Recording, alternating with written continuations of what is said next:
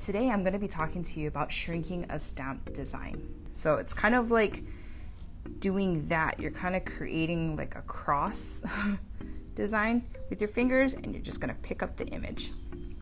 So yeah. So show me in amount of hearts if this is the first time you've heard of this technique.